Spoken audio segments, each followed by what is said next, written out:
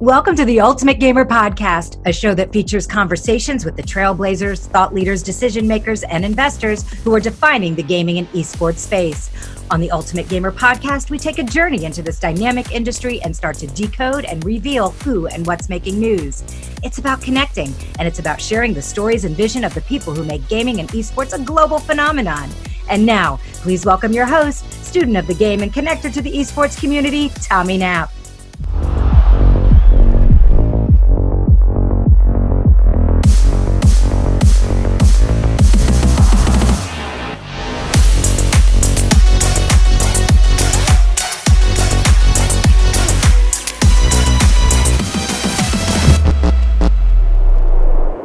What's up, everyone? I'm Tommy Knapp, and this is an all-new episode of the All About the Game podcast presented by The Ultimate Gamer. On today's show, I have a conversation with Chris Toussaint, an esports talent and acquisition specialist and easily one of the most gaming-savvy 20-year-olds on the planet. After breaking into the esports space in his pre-teen years, Chris navigated the industry between multiple different gaming organizations, all before the age of 21. Most recently, he was head of esports at Overtime, a sports network focused on digital native sports and esports fans. Before that, he was Esports Team Manager for the Orlando Magic's NBA 2K team at the tender age of just 18. While most people his age were anticipating their high school graduation, Chris was managing professional athletes and working for an NBA franchise. He walked me through his journey that started with Tempo Storm and then moved to Red Reserve, Misfits Gaming, and Magic Gaming before his time at OT. Then he hit me with it. His retirement announcement before the age of 21.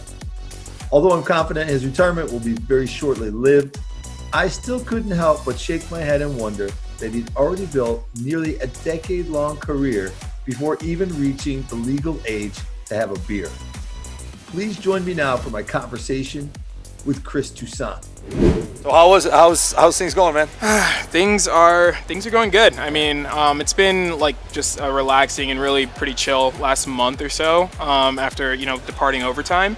I've been enjoying some time with family and just reconnecting with my mom, my dad. Haven't really seen them that much since esports really took off. Where are you from originally? I can't remember. So I'm from Stamford, Connecticut originally. Okay. Yeah. So I was born. Is that like big insurance area? Well, it's. Yeah, sorta. I could see that. I mean, it was really a sort of normal grow up for me. I mean, my mom was a nurse at Stamford Hospital, and my dad was like an electrical engineer for the city at the time. Okay. So I grew to really love Stamford and growing up there. But at some point, my dad he accepted a new job that had taken him to Florida. So we just sort of all uprooted and moved for the most part. Typical kid leaves hometown and misses all his friends and everything. How old were you when you guys had to leave? I was like 5 or 6. I had to be. I moved. So, yeah, but at that age, you're not really like, I got so many friends. Yeah, not really so many friends, but I had my. Me or him? I gotta be closer. It wasn't really. It wasn't really that I had a lot of friends, but I had my close friends, my really really close friends. Obviously, normal childhood stuff. But I moved to Florida, Miami to be specific, like Hollywood, Miami, and sort of grew up there for the next. So Hollywood or Miami? Because Hollywood's actually in Broward. Okay, then that's fair. Hollywood, Florida. Yeah, no, Hollywood, Florida. Right. But I mean, I bounced back and forth between Miami because I had a lot of family here as well too. Okay. So I bounced back and forth for the most part. But yeah, I mean, that's really what got everything started for me moving off to Florida, because I'd say things like, typical, again, moving homes, being just in a different environment. I was a lot more isolated. I was just chilling a lot more by myself in my room. At first I was playing at the time Roblox had come out maybe a few years after. Yeah. So I was just playing Roblox all day every day once I moved to Florida, and just sort of kept to myself for the most part. So you're playing yourself in Roblox. It's not connecting with any of your friends or anything like that? Yeah, no. It was just myself in Roblox to find friends and to make new friends and to make those new connections. How old were you at that time? I'm maybe at this point we're 7, 8 years old. You know what I'm saying? Yeah. I'm really young. It's interesting you say that though, because my kids are 8 and 11, or were 8 and 11 when I first got into this 3 years ago. Now they're 11 and 14. My youngest one has had 2 friends move in the last year. Word. Logan moved to Connecticut, which is funny, and then and Titan moved up to Jersey. He spends as much time with them now, if not more, Yeah. through the games. Yeah. than he did when they were down here, and they played Yeah. soccer together and everything. So it's like he hasn't even lost touch with them at all. It's amazing. Yeah, and that's the beauty of like cross-platform and just how gaming has grown today, right? Like back then, not everyone could like afford. Like, I mean, my dad, he was an electrical engineer, so he had a PC at home that he would oftentimes like work up different things that he had to work on for work on that PC, and that was the same PC that I was like playing my Roblox on whenever he would leave. I would try to call out, like, I'll try to make my mom think I'm sick before she goes to work, so I could stay home and just play Roblox all day. And I had a sister. Did it ever work? It did a Yeah, a lot, couple times, a lot. yeah. Heck yeah, heck yeah.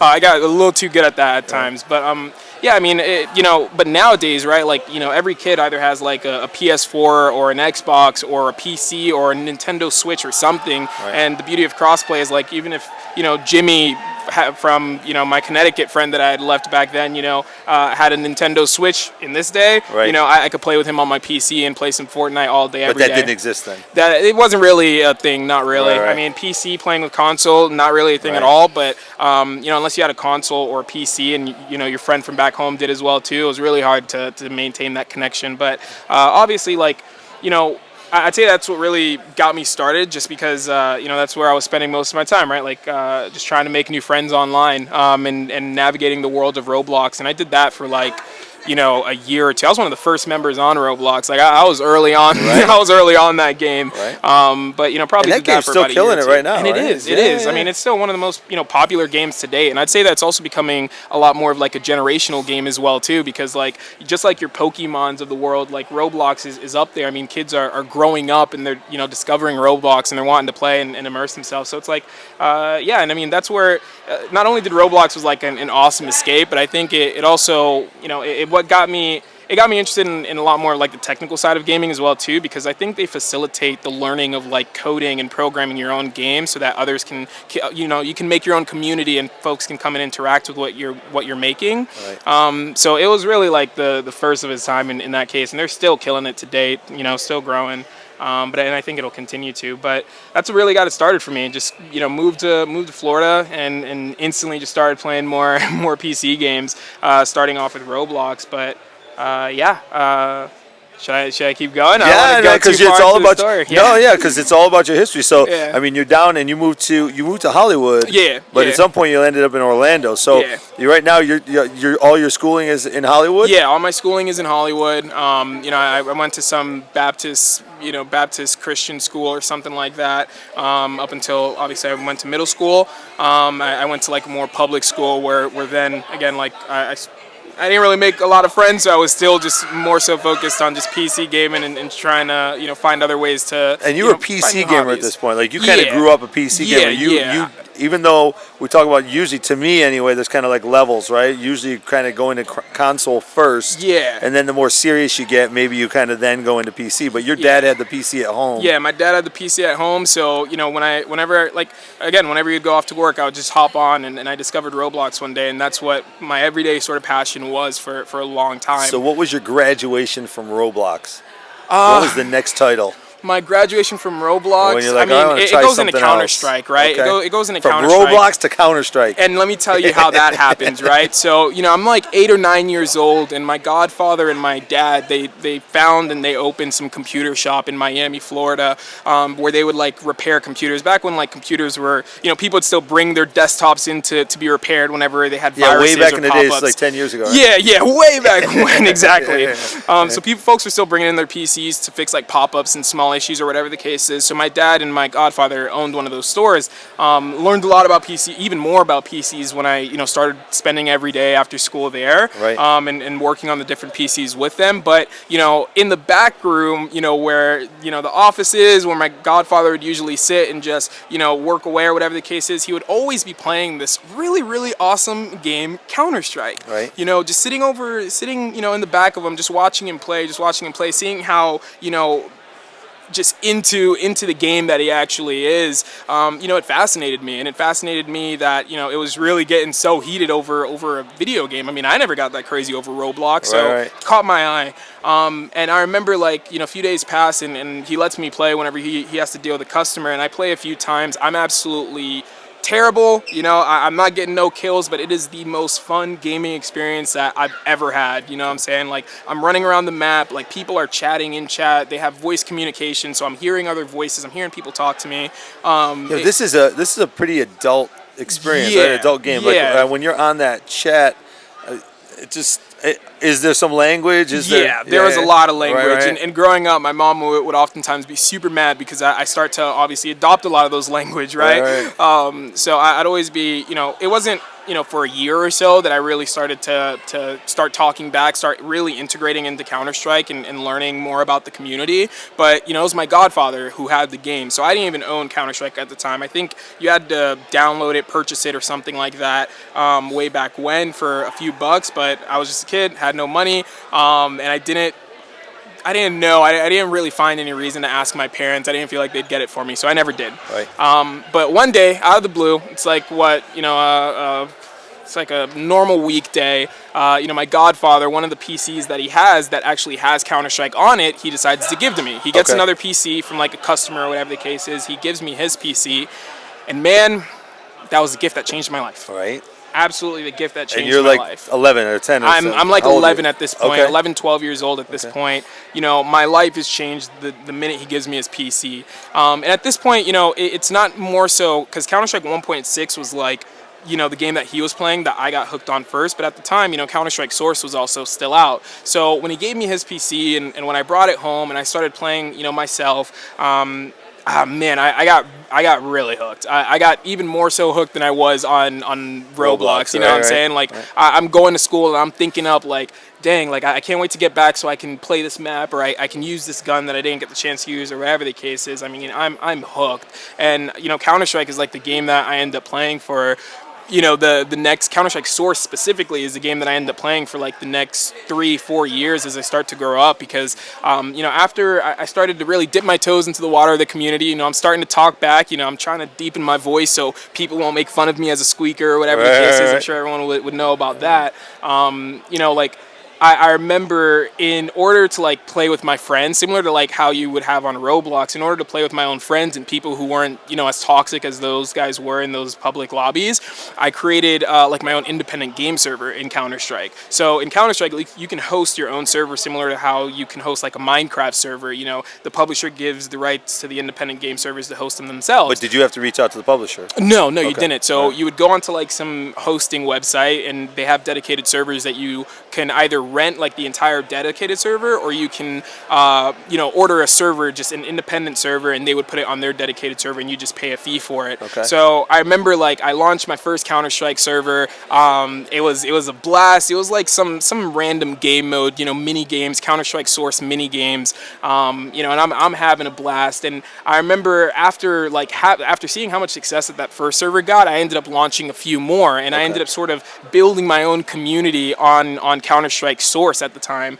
and it grew to be pretty large. I think at one point we had like 12 servers running on Counter-Strike. So if you've got the one server, why do you then open another server? Is it a different community, or is it like what? Yeah. So I mean, with the one server, it was mini games, and it only had like 15 some odd slots. Once I saw, the slots were always filled. Sometimes I wouldn't be playing myself with like my friends on the server. It would just be filled by itself. I'd have to go into console, kick someone out just so I can get in myself.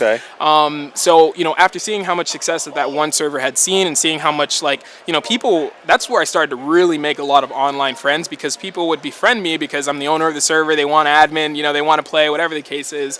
But yeah, I mean, I go on to launch a few more servers because that server was always full. People seemed to want to play more, so I'd launch the second server, then I'd go and I'd launch the third server, and then the hosting site that I was renting the servers from, we just rolled out a new location in Los Angeles. Okay, that's awesome. Let's go maybe get an LA server. Even though I'm getting 90 ping, all my other 3 servers are full. I'm just going to open up one in LA to field anyone who wants to join from that region for lower ping. And yeah, I mean, it grew to be pretty successful. I mean, once CSGO came out, because that's really where things started to shift for me. Once CSGO came out, it grew to like 20, 30 some odd servers, because when CSGO first came out, they had like those drops. I mean, they were one of the first to start doing a lot of that custom content for those weapon skins and knives and whatnot.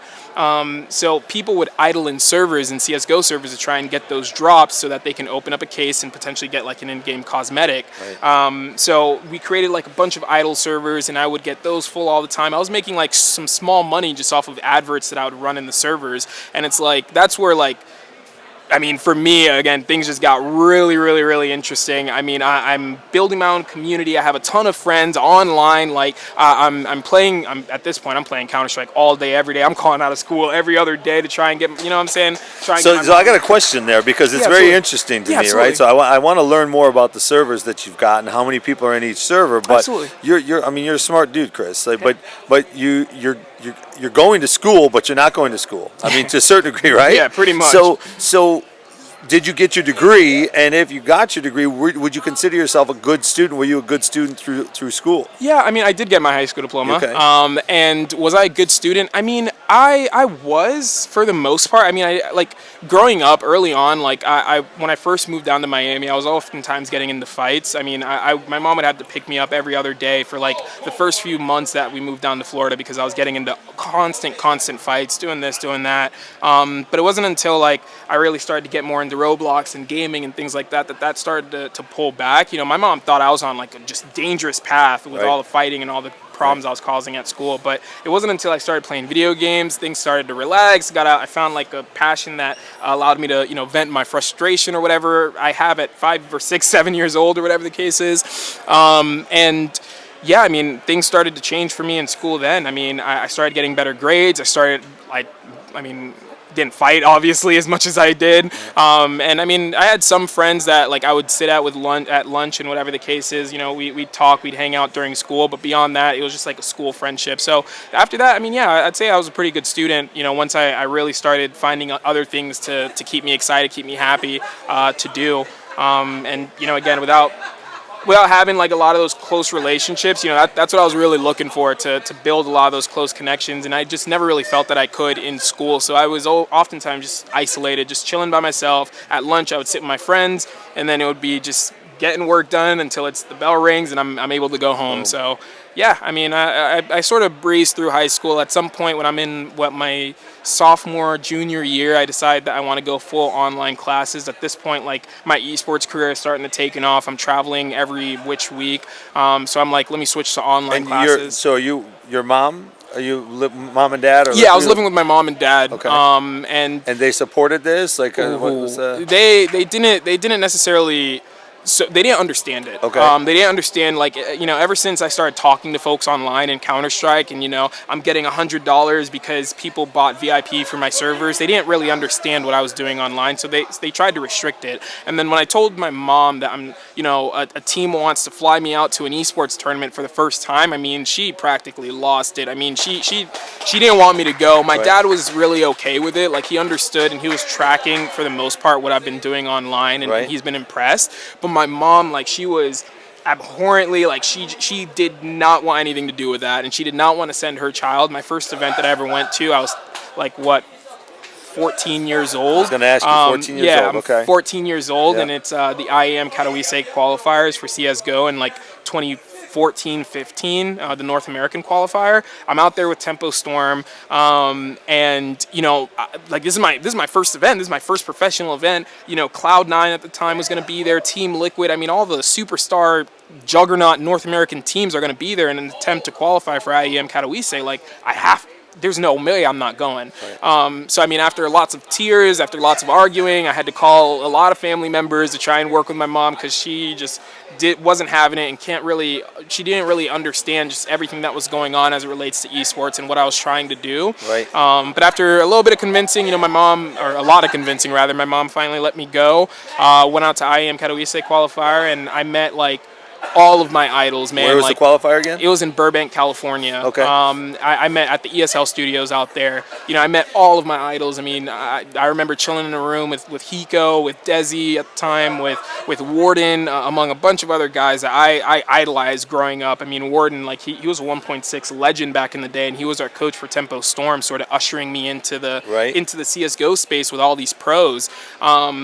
yeah, I mean, that event was really like a breakthrough moment for me. At 14, I'm out managing a pro team essentially. Yo, guys, you guys got to wake up. We got our first match at 9 a.m. at the ESL studios. The Sprinter Advantage are going to be here soon. I'm getting a call from ESL because our players are supposed to report 10 minutes ago, but they're not there. You know, like, it was my first 14 sort of man, like that's I mean, first of all, that's a very mature position that you have that you're dealing with. Yeah. And then, but the guys you're dealing with are all very young as well, right? Yeah, I mean, at that time, Shazam was like 20, like early 20s at RAX. Our entire roster was early 20s for the most part. But I was Warden is like, he was in his early 30s at the time, I'm pretty sure, when this was going on. But it's like, we were all pretty young, but I was definitely the youngest on the team, and I was definitely the youngest manager I'm sure any one of them have ever encountered. But I think part of them took me seriously because the organization that they're representing and because I played a role in getting them signed to that organization. Tempo Storm, which was at the time like a really legitimate organization that had not expanded into CSGO. I mean, their owner, Reynad, like he has a huge brand, huge personality.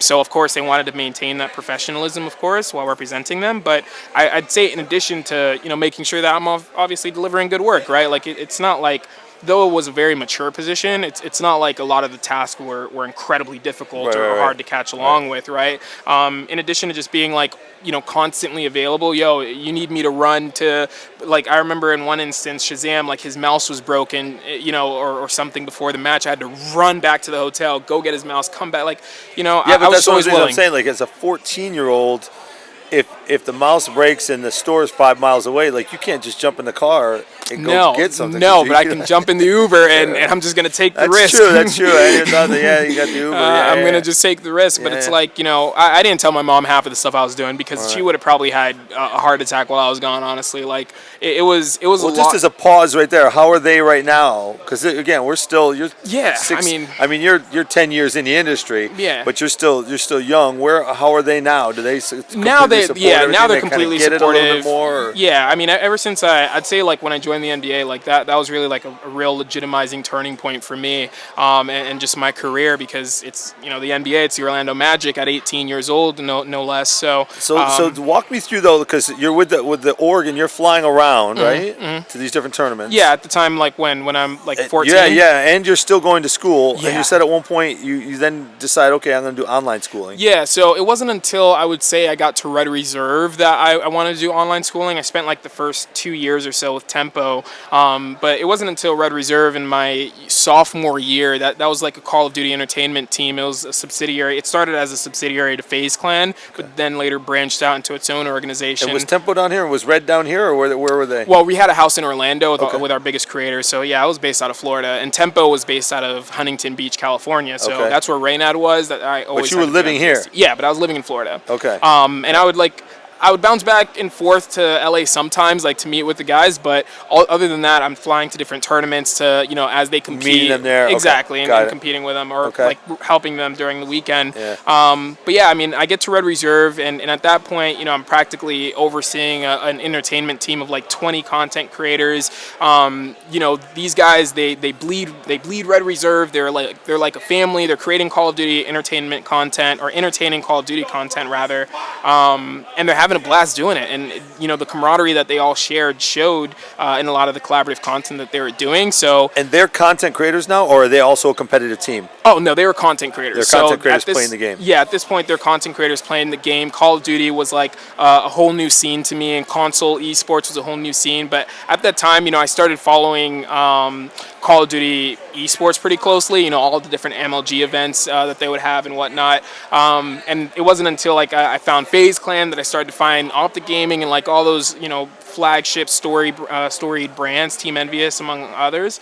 It wasn't until I found all of them that I sort of stumbled on the different trick-shotting teams and small organizations, friends group that would sort of band together to create content, collaborative content together. Because back then, like, there wasn't organizations signing influencers, to mix up their marketing strategy, right? It was just all friends, right. Getting paid a couple $1,000s from YouTube to... Right, but again, when we say back then now, we're probably talking 5 or 6 years ago? We're probably ago? Talking 5 years ago, yeah. I say back then so no, but loosely, it's not just you, man. Like, I love that when I'm on these pods and I'm talking to so many different people, right? Like, that's the terminology, and there's very few people that are like a Wim Stocks who comes from the 70s, you know, in the gaming, or a Todd Harris that comes from the 70s and 80s. Most of it is like, especially when you're talking esports, is like in the last 5 or 6 years. Yeah. So people will be like, oh yeah, back then or back when. I'm like, dude, back then was 5 years ago. Exactly. Or 2 years ago. Like, you know, and somebody used this analogy with me the other day. It's kind of like dog years, right? Yeah. Esports is like dog years in traditional sports. That's facts. Yeah. That's facts. That's a good analogy because, like, the growth these last just 3 years alone has been, I mean, it's almost a night and day difference 5 years ago to now, just how much esports has grown and how much it's legitimized, you know, over the last few years. But it's like, you know, back then, again, like 5 years ago, right, like, content creators, pro players, you know, they weren't getting paid, you know, the crazy salaries that you see today. They weren't being signed to organizations to create content full time or live in a content house. I mean, the best you can get was an organization that would pay for all your flights, $1,000 salary, and maybe if you're lucky, they'll give you a house, you know, that's in a cheap housing area. If you're like one of the best teams or you have some real star power, that would get you that. So. And that was sort of following the LOL, the League of Legends model at some point, you know, obviously. So, I mean, back then, again, I find Red Reserve, I see them as like a really interesting group. I sort of, you know, I consume a ton of their content, and I see just an opportunity to really like work on the ground level with some awesome influencers and help build their brand. I don't know what made me identify them as like an opportunity that I would be perfect for, but I'm like, you know, they all seem like really cool guys. I know that they're trying to legitimize a little bit, and I know that like FaZe Clan to a degree, sorry FaZe, you guys know I love you, Eric, all of them, but I know to a degree like it was like a little bit of a bottleneck, right? And FaZe wasn't introducing as much content or as many like new content creators to their roster back then. So, you know, we had conversations with them. We ended up, like when I came into Red Reserve, we had conversations with FaZe to potentially merge, but it fell through. So again, like I knew that they wanted to go and build their own sort of entity, and I convinced them to, right? So after we sort of split off from FaZe, I joined the organization officially because I'd say like the first 2 months, 3 months, I'm talking to the owner, I'm getting to know the guys after I initially reach out to them via email. I email the CEO, Alex at the time. Yo, name's Chris, I'm 15 years old or whatever, 16 years old at the time, and I'd like to help you build Red Reserve into a gaming entertainment empire. You know, I have X, Y, and Z experience. You know, I'd love to chat. You know, he gives me the time of day. We hop onto the phone, and you know, we just sort of maintain a close relationship for the coming months as they start to talk to FaZe about potentially merging and potentially creating like one big super team with, you know, their talent roster. So at that point, you're not working with them, but you're just staying in the conversation. Yeah, I'm staying in the conversation with them. And you're still going to school. And I'm still. All of this is happening while I'm still going to school. Right. Yeah. And it's online. And it's Now, is it junior? You're still in school, or well, it wasn't until like I really started working for Red, like when we had the Red House. So maybe like 4 months into junior year is when like I made the transition into online school because I mean at some point after we decided to split from FaZe, we went and we got the Red House, which became like it became an icon almost in the Call of Duty community. I still get people that send us videos and send us tweets about like Red House content from way back when, and I'm in some of those. But like the Red House, we ended up launching that to field some of our largest creators and sort of like, I guess, the ownership group for the most part, all the guys that were really hands-on in building Red and our main brand YouTube content and et cetera and so on. Like all those guys ended up moving into a house together so that we can sort of scale our content, create more collaborative content among all their channels and just have a blast together as friends. Right. And yeah, man, when that happened, again, like another real turning point in my career because all the guys were seeing tremendous success. I mean, they're uploading consistent content on Call of Duty, but they're also starting to mix it up into lifestyle content. Our Red Reserve channel was starting to thrive in terms of just the Call of Duty trick shotting montage that we would put together for all of our members. I mean, we were building like almost a budding entertainment team for the most part in the first 6 months. When you're doing that, were you the one coming to like is this a creative plan that you guys are making together? Yeah, pretty much with me and Alex at the helm, right? So me and Alex, we at the time Formula for anyone listening. So me and Formula at the time, like we would work together on pretty much everything as it relates to Red Reserve. He would focus more on the content and working with the content creators on developing their content strategy. I'd more so focus on the business, making sure we find a way to take Red Reserve to that next level. We find some money, whether it be through brand partnerships or whether it be through different advertising deals. Like we were just trying to find money so that we could take it to the next level, and that's sort of what you're in charge of biz dev at that point. Exactly. Were you able to bring in some sponsors? I mean, we saw some endemic success, right? We ended up partnering with like a Razer and like what PC company or what chair company, I forget. Not Technosport. Not Technosport, but I forget the name of that chair company, but they're a huge partner for us and came through. It was a Rosie chairs. Okay. A Rosie, they came through with the chairs and the desks for our house and a lot of, just money for furniture, I guess you can say. How many people live in this house?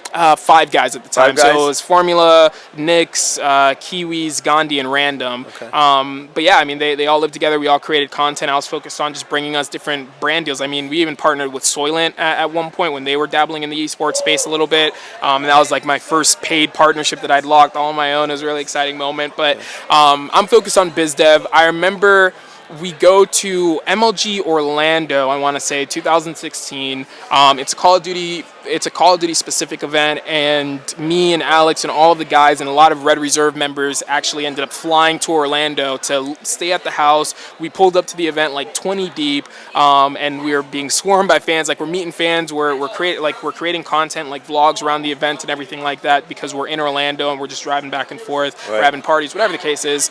And I remember like we were walking past like the competitive stage after exiting the event one day, and me and Formula are sitting down, we're talking, and we're like, dude, like we got to find a way to end up on that stage. Like, look at the branding, look at the fans. I mean, at this point, Optic Gaming, obviously like the dynasty in Call of Duty. I mean, they can't even step out onto the main floor because they're getting swarmed. I mean, we're a Call of Duty entertainment team, but what does the next level actually look like? And it wasn't until we got to that event that it clicked. Right. It's esports. It's getting back to esports. It's getting into Call of Duty esports, right? That's the first time I got into Call of Duty esports. It was the first time I've ever really dabbled in the realm of like managing professional gaming talent for Call of Duty.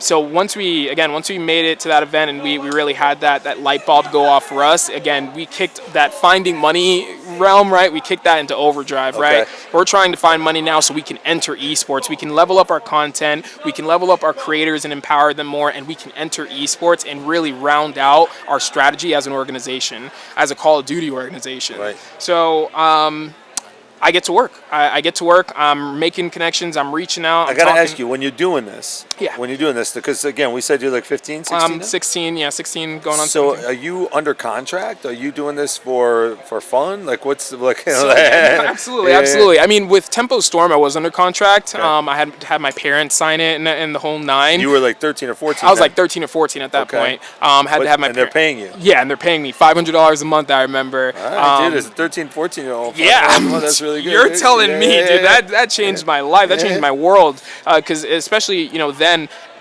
my parents still really didn't understand everything, but they saw I was making consistent money. I went to LA. I came back in one piece. Like, they were starting to really trying at least to wrap their heads around it so they could be supportive as they are now. Right. But yeah, I mean, I'm not under contract with Red Reserve. I mean, we didn't even have like an official company. Not even all of our content creators weren't under contract. Okay. All of that, like we were in the process of building while we were also trying to scale and get more legitimized as an organization. Okay. So I guess we wouldn't call ourselves an organization. We'd call ourselves a friend group trying to become an organization, similar to like. But when you're talking to sponsors or anybody else, that's not the way you're selling it. Yeah, that's not. We're pitching it as a business. You're going to get X, Y, and Z deliverables. We'll make a video. We'll make this. We'll make that. Whatever.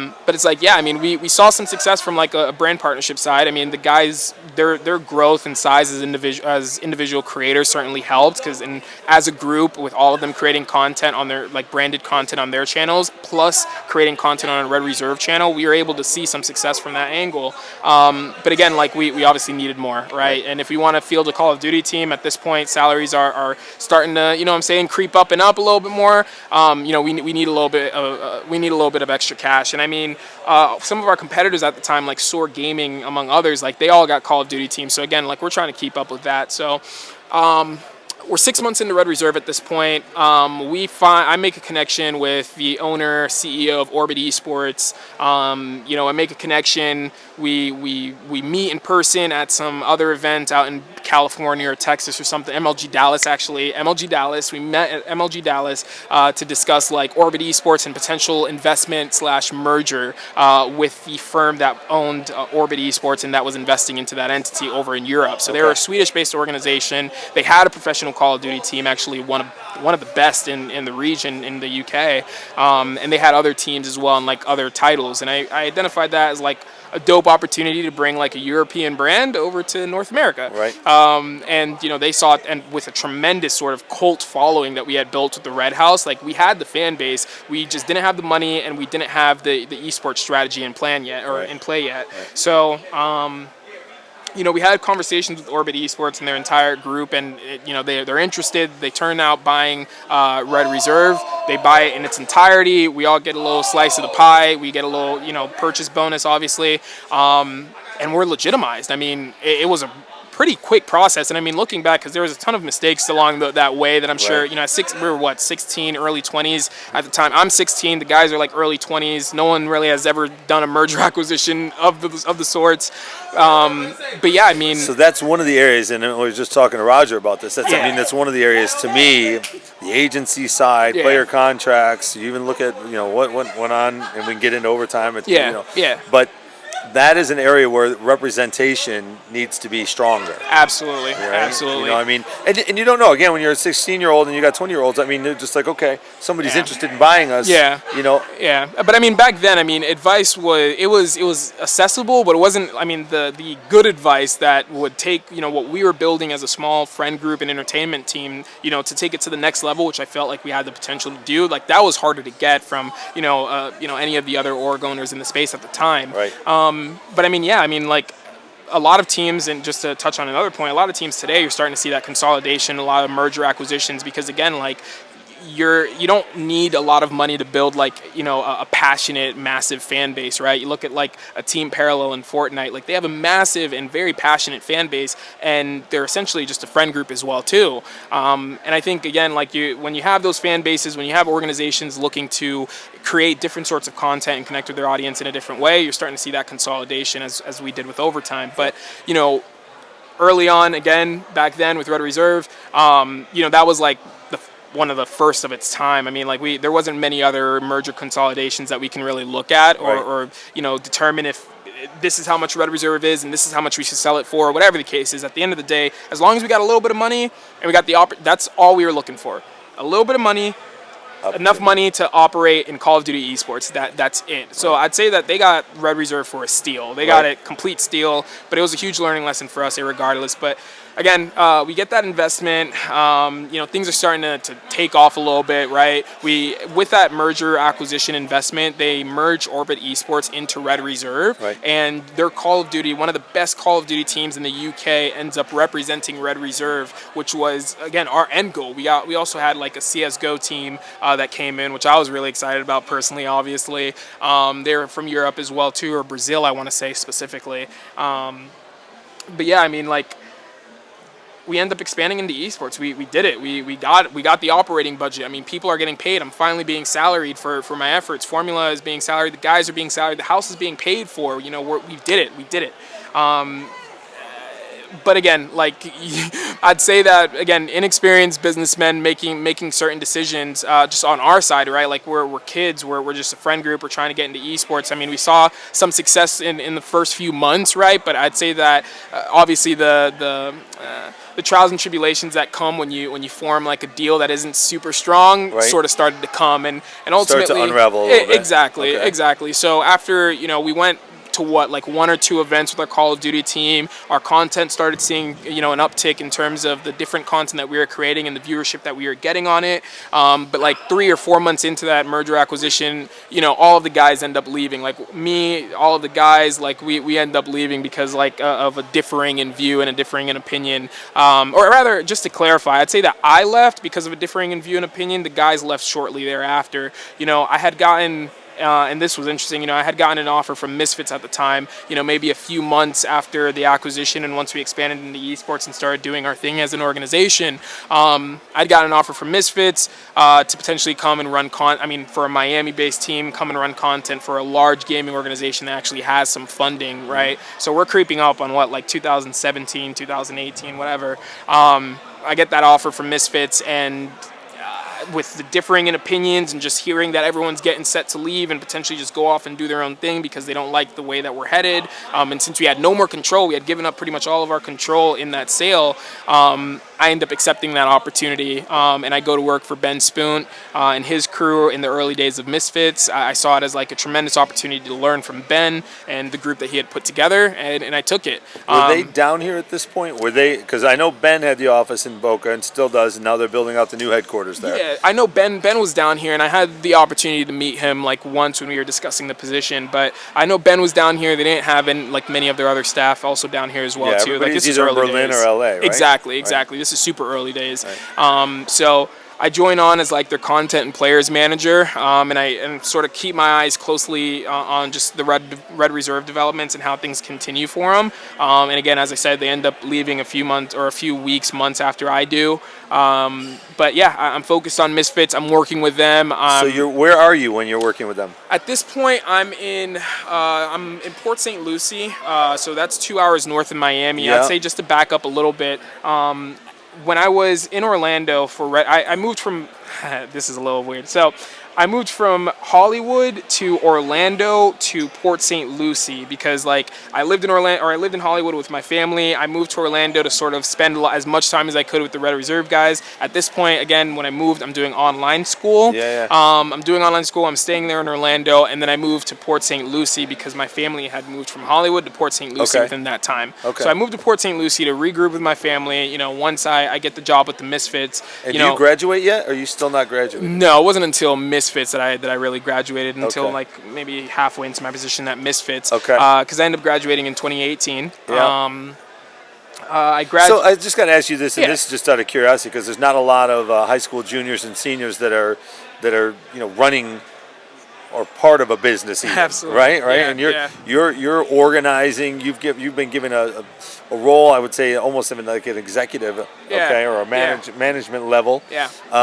And you're doing your schooling. Yeah. So when you're doing your schooling, do you think to yourself at that time, like, because when I think about like whether it's Bill Gates or I think Steve Jobs or there's certain people that went to college and just left college because they're like, I'm just going to make so much more money going into business than by going to college and getting a 4-year degree. And so you're only in high school at this point. Yeah, pretty much. But are you like in high school going, you know what, I don't really need to be doing this? Pretty much. I mean, that's why, like, when I talk about just my story as a whole, I barely talk about school. That's because of how I literally didn't even really think too much about school. I went there to do my work when I was in middle school, early days of high school. I went there, sat in the corner, did my work, hung out with some friends, then left.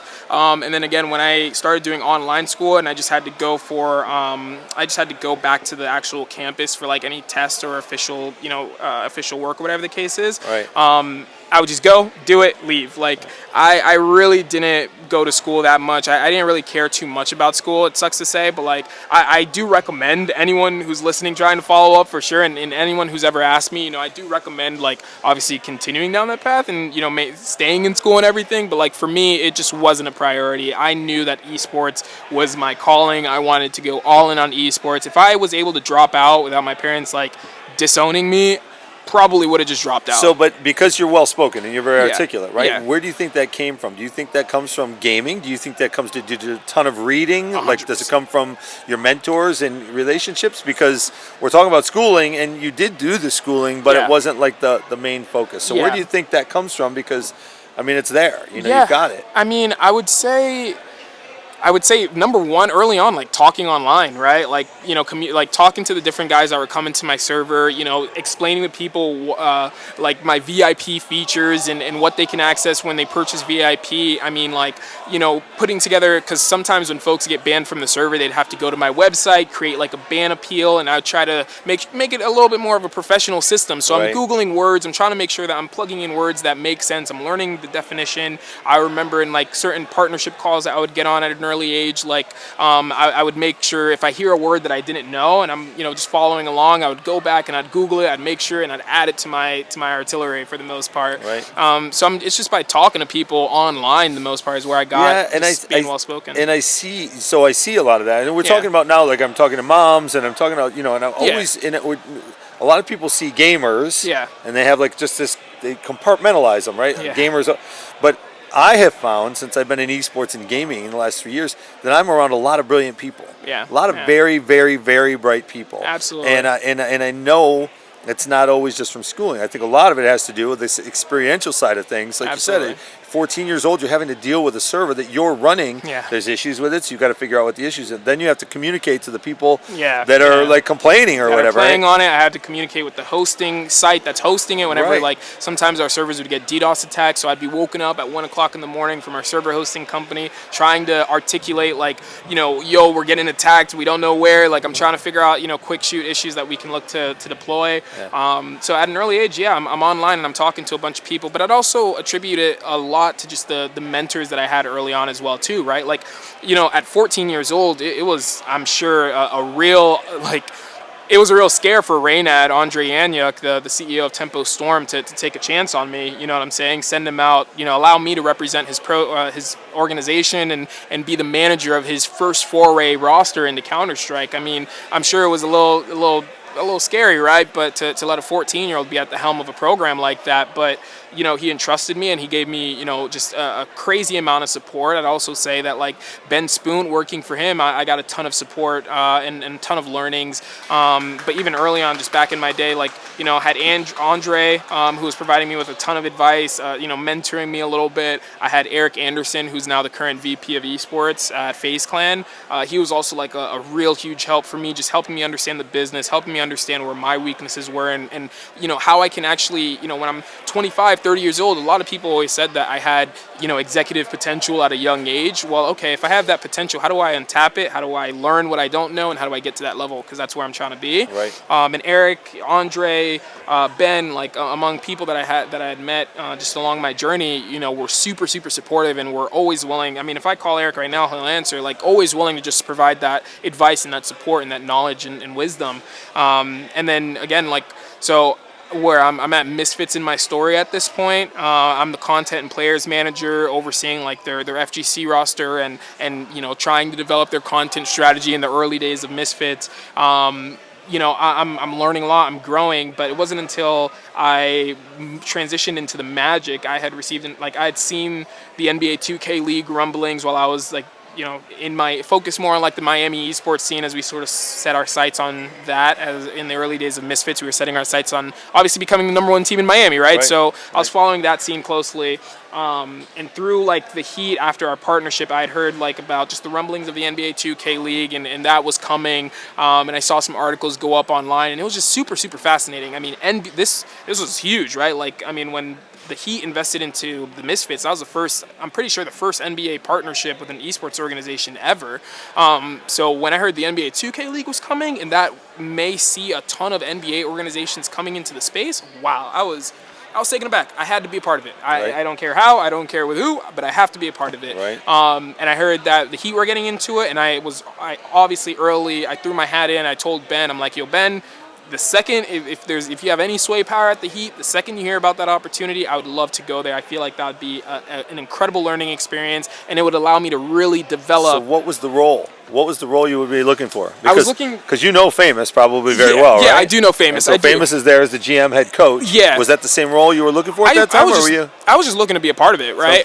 Something. Like in most of the positions that I've held in esports, like I got those positions by sending out cold emails and offering my services, and just being like, hey, this is what I know. I'm not sure if you need anybody who knows what I know, but if you do, I'm your guy. By the way, I think that's brilliant. I tell people that all the time. Most of the positions that I've gotten aren't like posted even. Yeah, pretty much. Me too. Like, yeah, exactly. It's like you said, you look at an organization like, Misfits Gaming at that time, it was Ben and the investors, and there was nobody else in the org chart. Yeah. Ben, you need a vice president of sponsorship. Exactly. Here's my skill set. You need a GM. Here's my skill set. Exactly. So I think and the fact that the NBA 2K is just starting. Yeah. That is, and the NBA is getting involved in it is brilliant. That you said, listen, I probably am as qualified as anybody to come in for one of these positions. Exactly. I mean, if you're looking at you're a sports organization looking at getting into esports, and you're looking at doing it authentically or obviously with some level of success, right? So you're going to need gaming minds at the front lines to make sure that what you're doing and your strategies, from content down to the players that you're onboarding,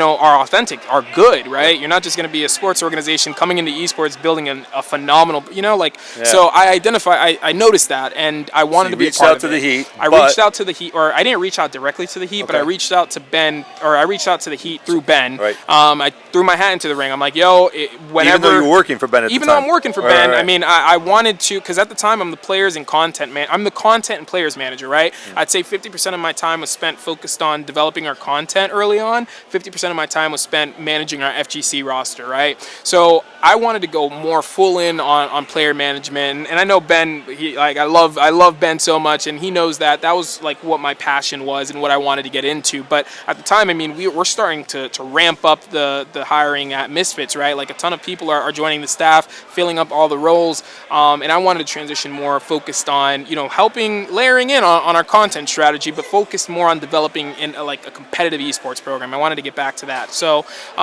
again, I threw my hat in early, to the NBA 2K League because I saw it as an incredible opportunity to continue learning, to continue growing. But plus, it was like the NBA. You know what I'm saying? Like, imagine that working for the NBA. Like that was just like I saw that opportunity, and I'm like, this is how I go legitimate. This is how it all becomes real for me. I'm not working for an esports organization. I'm working for the NBA, the Orlando Magic. So I threw my hat into the ring for Ben. This is super early on, by the way. So when, again, just rumblings about the league is coming, so he said, yeah, whenever it comes, I'll make sure to mention you or whatever the case is. I'm in those conversations or whatever. But I also see that Orlando has committed to owning a team and having, being a part of the inaugural season of the 2K League. And I heard that. I'm like, okay, I got to be a part of that too. Let me throw my hat into their ring. But who do I contact? Okay, I don't know. I remember the exact process that I went through. I Google the Orlando Magic corporate office. Boom. All right, there's their number. I call the front office staff, even though traditionally, right, you call the front office staff, unless your question is about tickets, games, or just general obvious inquiries, right? You're not going to be transferred to someone else important. But I call the office staff, and I'm luckily enough to get someone super kind who I'm like, hey, I read an article hearing that the Orlando Magic is getting into esports. I'd love to talk to whoever is in charge as it relates to that. She's like, okay, one moment. Boom, transfers me. Wow, I didn't think that would happen. I didn't think that would happen at all. So I'm nervous. I'm getting ready to talk, talk my talk and let him know what I do and why I'm calling. But it goes to voicemail. He doesn't pick up. Damn, that sucks. I leave a small little voicemail, but then I call back and I'm like, hey, I didn't get that name. Can I get it again? So I know who to say hello to or whatever the case is. She tells me it's Ryan DeVos. Perfect. She transfers me again. I hang up. I go straight to Google to try and find his email. I find his email.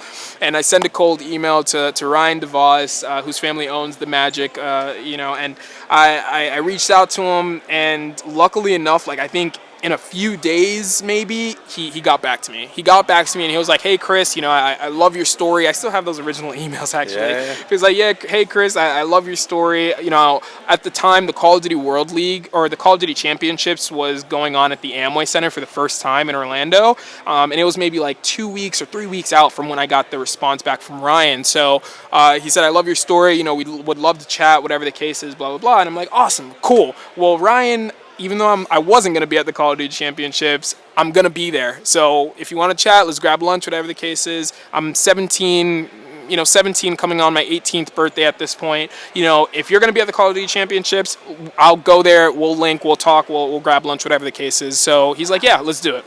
I go to Orlando. I meet him for the first time. He fills me in on everything that's happening with the 2K League and the Magic's commitment to esports and just their overall commitment to growing esports in Central Florida and just the larger strategy that they're looking to deploy as part of their gaming initiative. And I was interested. I wanted to be a part of it. Ryan, I wanted to be a part of it as best as I could. Right. So we leave that lunch, maybe a week or two goes by. I'm creeping up to my 18th birthday. I remember, a week or two goes by. I'm creeping up on my 18th birthday. I get a response back from HR at the Magic, just a random email from HR, Karen Rundle at the Magic. And she says, hey, Ryan had mentioned your name. We're getting closer to the NBA 2K League, our project starting, whatever the case is. We'd love to bring you in for an interview. wow. Right. So, I said yes. I go to the interview. I had one interview, had two interviews, had three interviews, had the fourth panel interview. And then I finally, I get the job.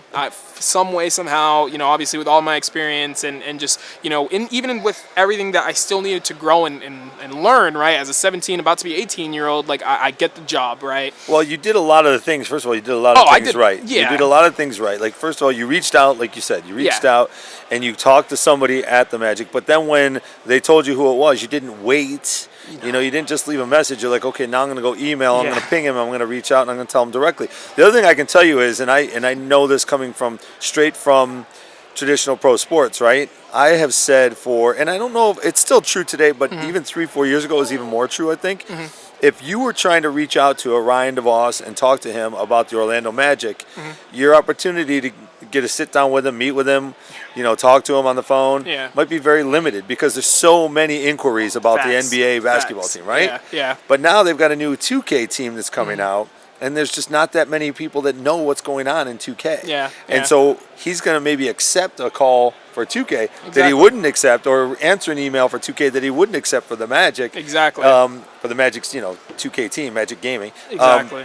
So it's just it's I think that is starting to shrink a little bit. Those opportunities, I still think people are open. Of course. But 3 or 4 or 5 years ago, like Misfits Gaming, same thing. Same Misfits Gaming, Ben Spoont was the only person in Boca. Yeah. Now they have 30 people. Yeah, exactly. Right? Exactly. But at that time, it was just Ben. It was just Ben and just a bunch of sort of freelancers, and I reached out to him. Hey, this is what I can do. I'd love to help you. I'd love to help you develop this. Let's work. And I got to sit down with him, and I got the opportunity. And again, similar to the Magic, I sat down with Ryan. I got my foot in the door, and then I made it to the panel stage where I just continued to talk about myself and my love for esports, and they gave me the position. So we got about 10 minutes. We got about absolutely. 10 minutes.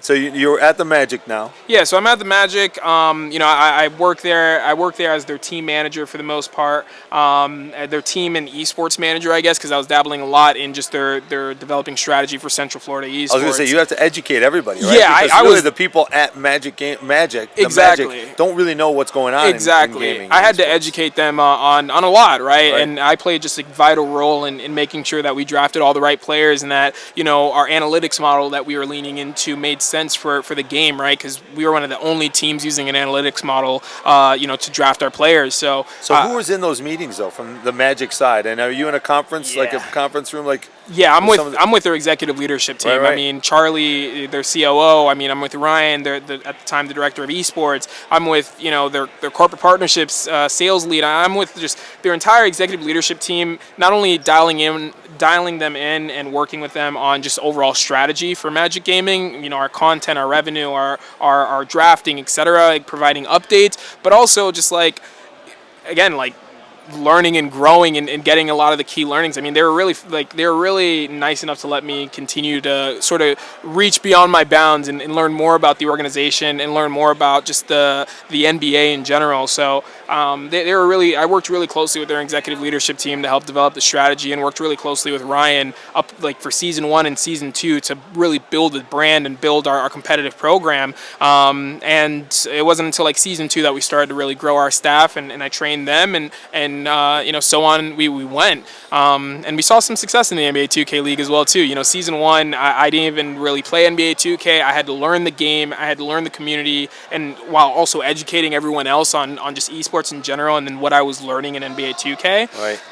And then, so onwards we went, right? We competed in the NBA 2K League. I got my feet wet just really with the corporate company, in a corporate environment. Got a ton of key learnings just from that opportunity. And about 2 years and a few months into it, I transitioned into overtime, where again, it was just another opportunity where I reached out to the CEO of Overtime. Hey, I see what you're doing here with Team Overtime. It seems really, really awesome. I would love to help bring it to that next level, X, Y, and Z. Just pitching myself. Right. So you're not unhappy at this point with the Magic. No, I'm not unhappy. But again, you're just looking at it as another opportunity to grow yourself. Exactly. Now the NBA 2K, in 2 years, you've learned a lot. Exactly. You spent a lot of time with people, but the league is still figuring itself out to some degree. Exactly. I would say that So I didn't focus much in school, right? But this was my school experience, right? I'd say Tempo Storm, Red Reserve, like Misfits, that was high school, right?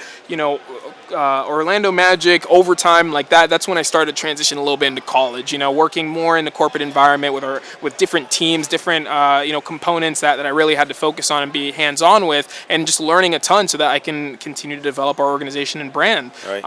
But yeah, I mean, I didn't leave them. I wasn't unhappy or anything like that. You know, I think again, I was just looking for that next step, that next opportunity, the next growth opportunity, and I found that with Overtime. You know, they were looking at Overtime as a company. They tell some really compelling stories in traditional sports, for rising athletes. So what is Overtime exactly? So Overtime, it's a media company, and they post a lot of clips and they create a lot of content around athletes in sports, in traditional sports, in high school and in college. And they try to, again, break away from like the statistics of a player. It doesn't matter what your stats are. If you're in the NBA or if you're in high school and you're a really good player and you're trying to make it to that next level, you're putting in a lot of work. You have a compelling story. Like Mikey Williams, Zion Williamson, like those guys, they had some really compelling stories to date. And Overtime, as a company, they look to tell those stories in a really authentic way that speaks to millennials and Gen Z. Yep.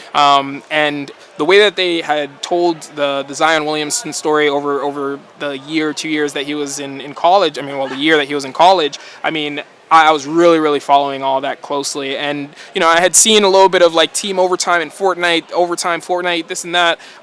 So I knew that they had a Fortnite division, but it wasn't until that I really started doing research into just Overtime's esports strategy that I learned how deep it goes. And I reached out to Dan and I offered sort of the similar services, right? Like, hey, I know now at this point, I'm 20 years old. Well, I'm like 20 years old at this point. You're getting to be an old man, you can almost have a drink. Exactly, right? And that, dude, you don't know how many times I've been to like different bars or whatever the case is. I'm having a conversation with someone and they're drinking a whiskey, I'm drinking a water or a Coke. Folks used to call me Happy Meal back in the day because I was so young. Happy Meal, I love it. That's awesome. But yeah, I transitioned to Overtime, and we built out Overtime Gaming. We launched their gaming vertical. This is just last year. This is just last year, right? So in the last year, I was working with Overtime, building out their gaming vertical, Overtime Gaming, which we had rebranded from Team Overtime. We acquired a Fortnite esports organization to give us a solid foundation. I went out to market, signed about 7 other independent content creators in Fortnite,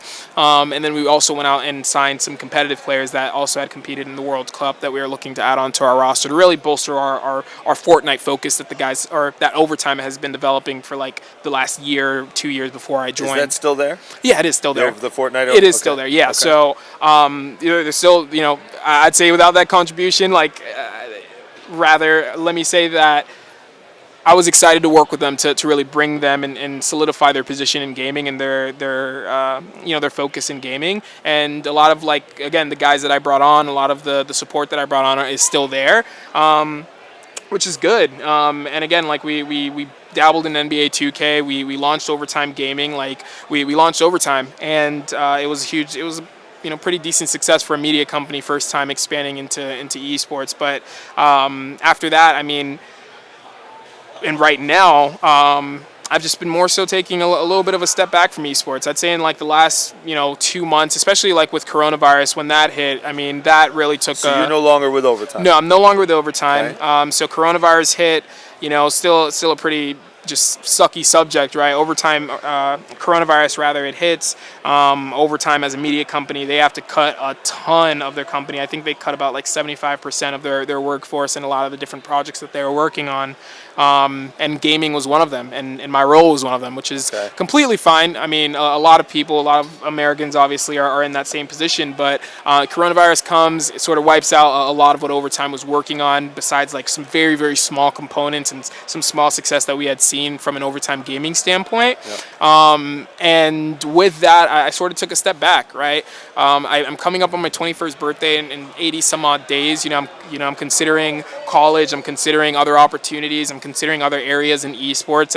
I think I've had in the last 7-10 years, it has been a crazy journey, as I'm sure everyone has sort of been following along, and I've missed out on so many different nuances and details, but it's from a bird's eye view, it's been a very crazy journey, one that took me to different states around the United States as a kid, still in school, to one that really gave me a legitimate career and really legitimate job for the Orlando Magic and for the NBA. So with all the traveling and with all the sort of late nights and late flights and everything that I had gone through just in the last 7-10 years, I felt like it'd be just the best time to really take a step back from esports and really focus more on again, just take a step back and focus more on the areas that I need to continue to develop and I need to continue to work on, right? I think, again, like that's something that has, served me really well in my, in my come up, is just taking a step back and always focusing on getting opportunities or learning in areas that I feel like I'm weak in.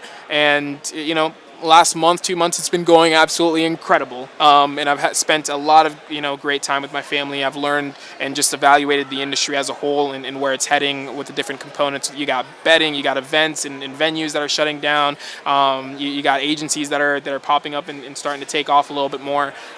So just me taking a step back and talking to a lot of influencer talent, talking to a lot of, folks that I've met along the way and seeing what makes the most sense for me to continue to develop. I think I'm still very, very, even though I've been in the space for 7-10 years, like I'm still very, very, very early on in my career. I'd say just like esports is still very early on in infancy. It's kind of funny you say that. I love that. That's because I'm trying to think of how we're going to tie this up right now.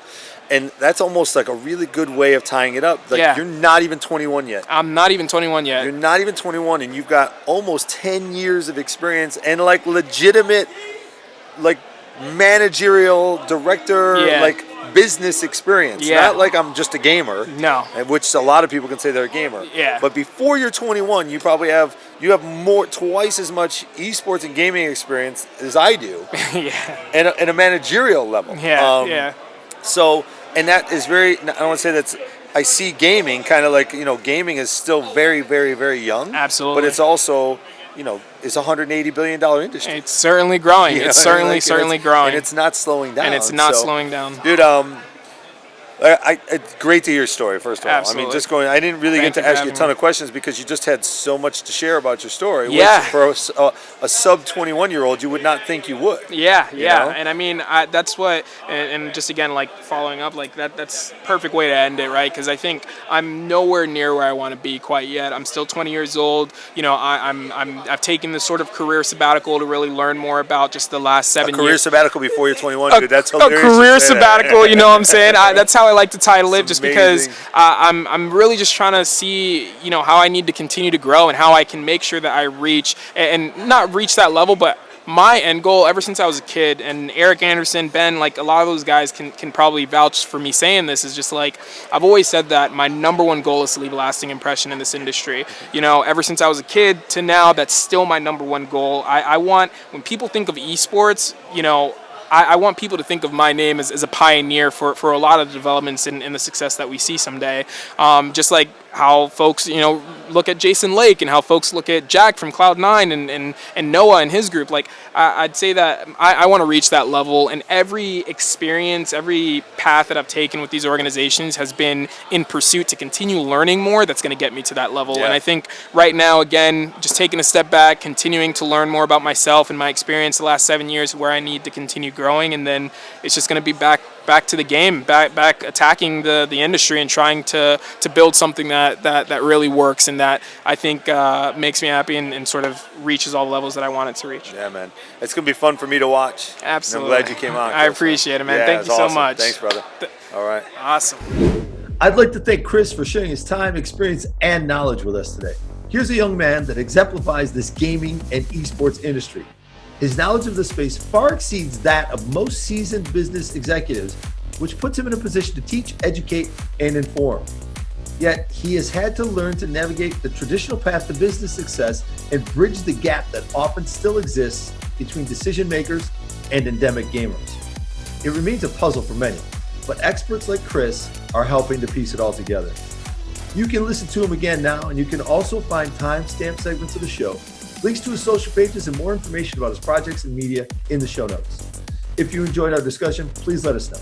Continue the conversation with me across all social platforms and become a part of the Ultimate Gamer community today by subscribing at ultimategamer.com. We release a new show every day of the week, Monday through Friday, so be the first to join us for some outstanding upcoming guests and or dive back into the library of previous All About the Game pods to hear from some of the most brilliant minds in the space. experts like President of the Tampa Association of Gaming, Marcus Blockchain Howard, founder of UDA Global Group, Emil Bodenstein, and professional NFL long snapper and Twitch streamer, Tabor Pepper, just to name a few. You can find all of these episodes and more on the Ultimate Gamer website, on Apple Podcasts, Google Play, Stitcher, Spotify, or wherever you listen to your pods. And finally, please like, rate, and review the show. It helps us reach the gaming community to spread the word and share the wisdom of our guests, as well as some of the most thought-provoking stories in the industry. Shout out, as always, to the Ultimate Gamer. I look forward to being with you on the next All About the Game podcast.